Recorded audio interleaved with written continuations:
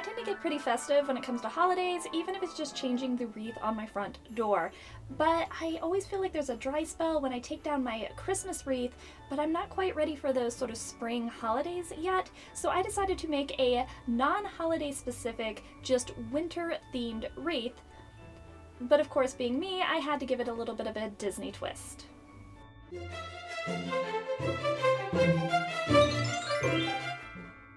I'm kind of Disney obsessed, but I live in Pittsburgh, so since I can't be in the parks as often as I would like, I tend to add little bits of Disney magic into various spots of my life. So if you're interested in some Disney DIYs and crafts, be sure to subscribe and ring the bell for notifications down below, because I add videos every Monday and Thursday, and a good number of them are Disney related in one way or another.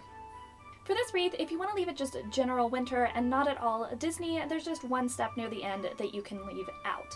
And you can also use all these basic techniques to make any sort of theme or colorway that you would like to customize the wreath to make what you're looking for.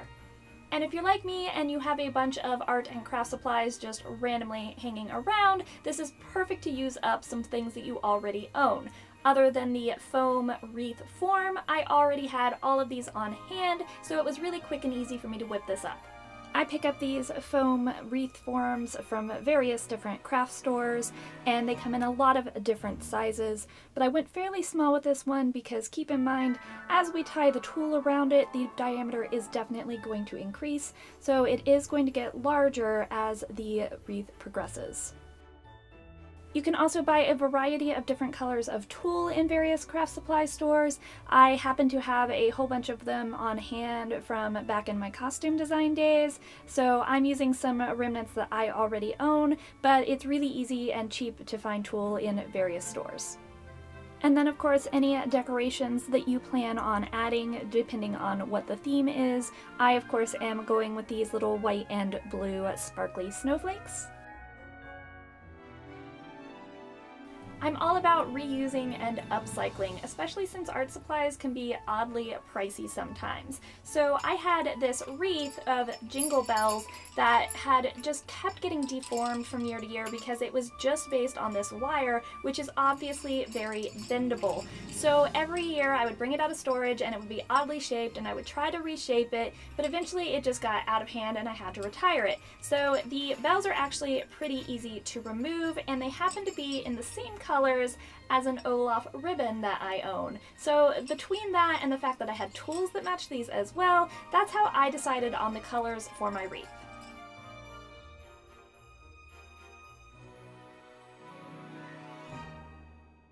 But to make one wreath doesn't really require a lot of materials, so if there's a specific theme that you're going for, you can usually find some little notions very cheap at various different stores. And for instance, right now, a lot of the little bits that are left over from Christmas that aren't super specifically Christmas and just maybe like snowflake themed, for instance, can be marked down really, really cheap, and you can get things for practically nothing. I'm also using several different ribbons, including a shiny satin one, a sparkly glitter one, and this really cute Olaf one. And I just happen to have all of these on hand, and they coordinate very nicely. And of course you'll need a decent pair of scissors, and a little bit of glue to make sure that the wreath will last from year to year. Bonus points if it's sparkly. And to easily cut a lot of tulle down to the same length, I always use a stiffened piece of cardboard.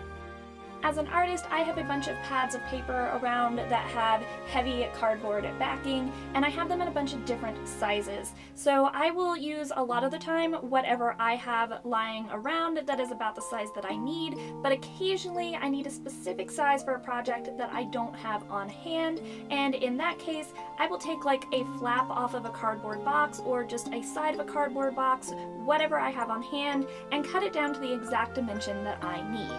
I call this a tutu wreath for pretty obvious reasons, and it's one of my favorite ones to make. They're a lot of fun, they're very festive, and they're cheap and easy to make with that tulle, whereas like a lot of silk flowers can be very expensive. So the tulle is very inexpensive, it comes in a million different colors, so you can make whatever color or theme you're looking for pretty simply, and I feel like that tulle holds up going in and out of storage from year to year pretty well, whereas some of my ones that have like sticks and flowers on them, they tend to break and fall apart after a few years, just getting stuffed in and out of storage. Whereas these tutu wreaths, they just floof back up a little bit and you're good to go. After a couple of test cuts to determine the length of tulle that I needed, I just found a piece of cardboard that was the right length. Then I just lay the tulle across that piece of cardboard and just wrap around and around and around, overlapping and going up and back down until I have a whole bunch of wraps that are the same length. Then I just cut up one side of the cardboard and down the other.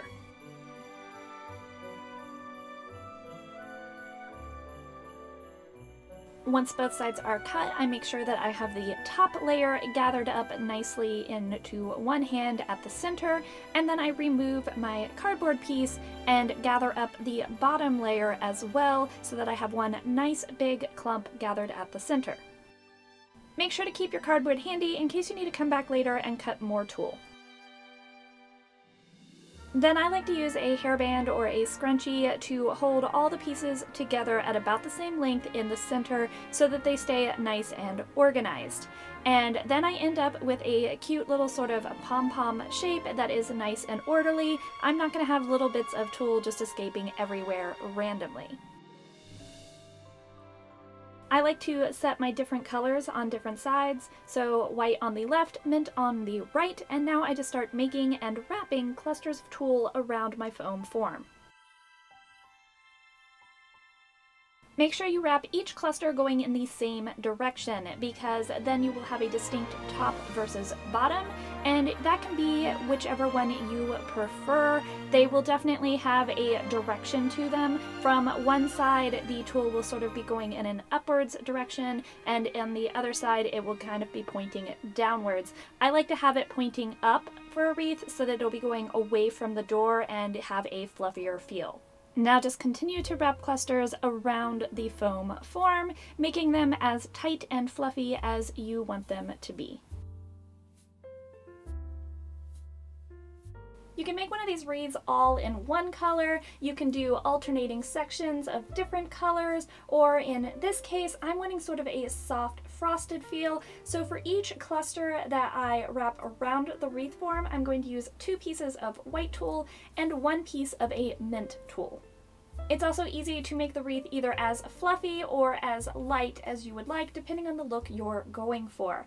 If you want it super duper fluffy, you can have more sections of tulle in each cluster that you wrap around the foam, and you can squeeze more clusters and sort of push them tighter together to get more tulle in one area, or just do the opposite of either or both of those steps if you don't want such a heavy, fluffy look. For this wreath, since I want it to be just a little bit extra and very, very fluffy, I'm making sure to use 3 pieces of tulle per cluster, and as I tie each cluster around the wreath, I'm actually overlapping it over the cluster before, and then squeezing the different clusters together to make sure it's nice and tight and compact on the form. When I've nearly made my way all the way back around and I'm almost to the end, I go ahead and tie 1 loop of a matching tulle to give myself a sort of loop to hang my wreath by when it's finished. That way it will blend in nicely but still be very easy to hang on the door. Then I just fill in any remaining space with more clusters of tulle until I'm happy with the overall fullness. Now to keep everything stable and secure so that it'll stand up to time, I'm going to use this glitter glue, and I'm going to go all the way around all of my little knots where I've tied my clusters. This glue will help everything hold in place, but it will also add a little bit of sparkle.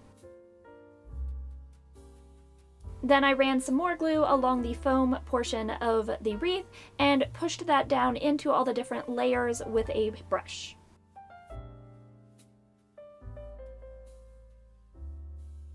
And then as a final touch, I also add a little bit of glue just very lightly along the fluffier parts of the tulle, just to give that little extra bit of sparkle, but still feel nice and light and airy. Next, I cut the tails for my bow and glued them to the form, but I made sure to put them at the bottom edge so that there wouldn't be a blank space in between those ties that would show through. Then I made the rest of my bow and glued that just above the tails to help fill in the form and cover up that portion of the wreath a little bit. Then I picked out a few of my jingle bells in different colors that I thought would play nicely. I strung each bell onto its own piece of white ribbon and made sure to make each length of ribbon a slightly different length so that the bells would hang at different heights.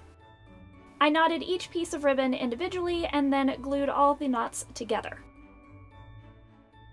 I glued the one big knot into the center of my bow, and then I made a smaller blue satin bow to cover up all the ugliness.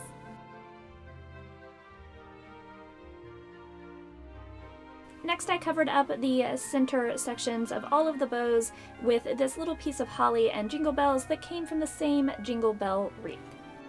Then I took these sparkly little snowflakes and just randomly glued those scattered around the remaining portion of the wreath form.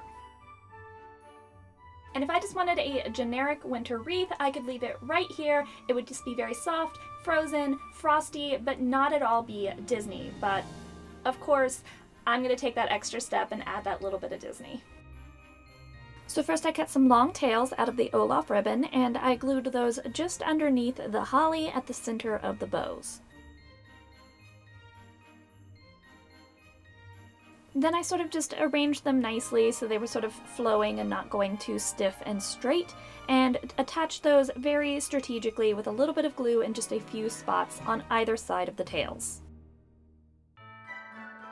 Then I made a small bow out of the same Olaf ribbon and attached it to the top of all of the bows, again tucked underneath the holly so everything would be hidden and pretty. And that's how I make my tutu wreaths. They're really easy to customize to any colors or theme. I really like that this will hold me over between Christmas and some of those more bright, fun, springy holidays. I hope you enjoyed this video and found it inspirational. If you did, please like down below and let me know in the comments what sort of colors or theme you think this would work really well for. Have a beautiful day, and I'll see you next time.